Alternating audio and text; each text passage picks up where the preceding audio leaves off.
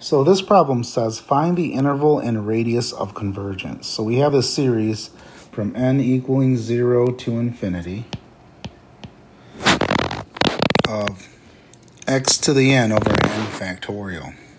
So by looking at this, right away I can tell that this series is centered at 0. So I can say centered at x equals 0. So I just want you to get used to that language. Centered at x equals 0. And I know that because I just have an x here. Now, if that was like an x minus 2, then I would say it's centered at 2. But since this is just equals 0, they call it centered at x equals 0. And I just want you to know that. But what we're doing with this one is we're just trying to find the interval and radius of convergence. So I think of the idea of how could I tell where this thing converges? This series converges. So I should think of the test. Hopefully my mind goes there right away.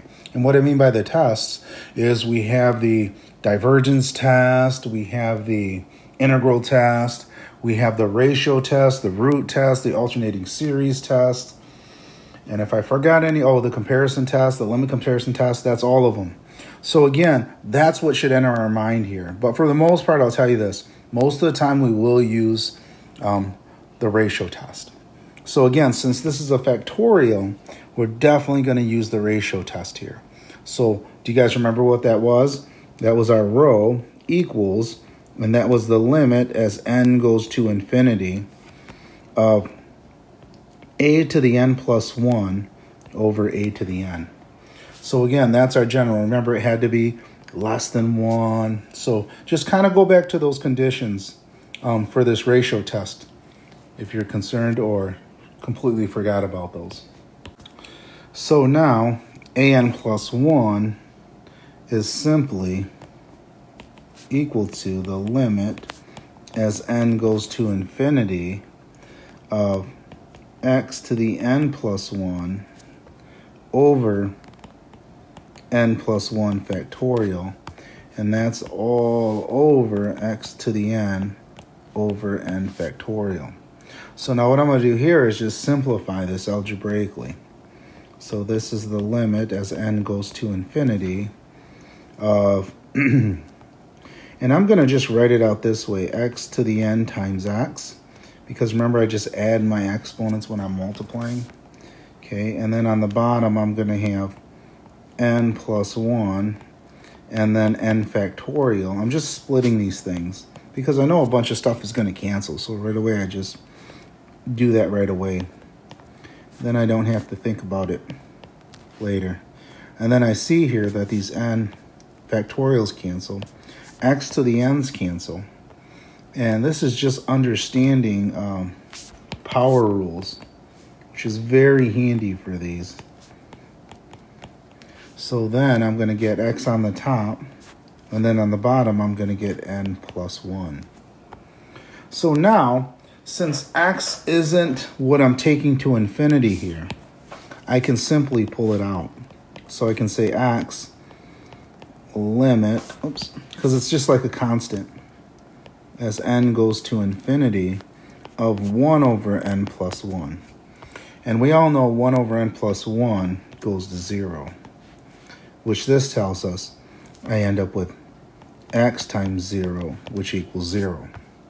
Now, if we know the root test, which I hope you do, here it is. So now that rho we found was equal to 0. And this says right here that if rho is between 0 and 1, including 0, then the series converges absolutely. So this here is less than 1, which that tells me then, by the ratio test, that this series converges. So x has no role in this process here. X is just kind of used here and there if I end up with an x as my limit. But here I had x times 0, which equals 0. So therefore it doesn't matter what I plug in for x here. It's still going to result in 0. So therefore this series converges absolutely. Which means by a previous theorem that the series converges. So this series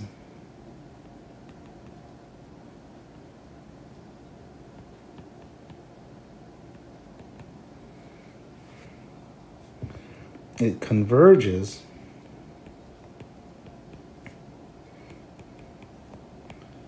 for all x. And that simply means that my interval of convergence, so I'm just going to write interval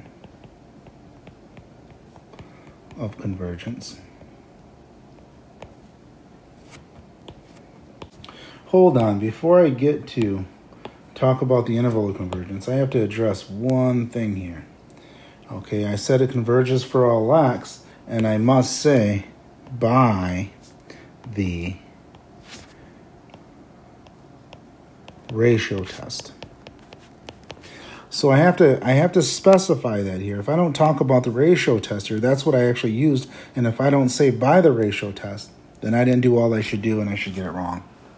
Okay, at least partial credit there. So just make sure you're careful, write everything in there. Okay, and then I can talk about the interval of convergence now.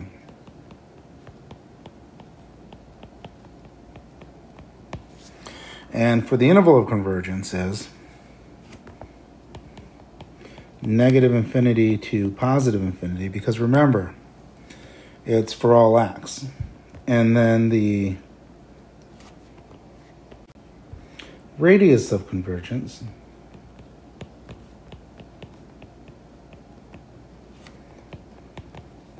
would be r equals infinity, because I go from negative infinity to positive infinity. So there's my answer for that. And remember, the radius of convergence is half of the whole interval, and I go from negative infinity to positive infinity, so r equals infinity. It's the radius, in a sense, of an interval. So there's my answer for this one.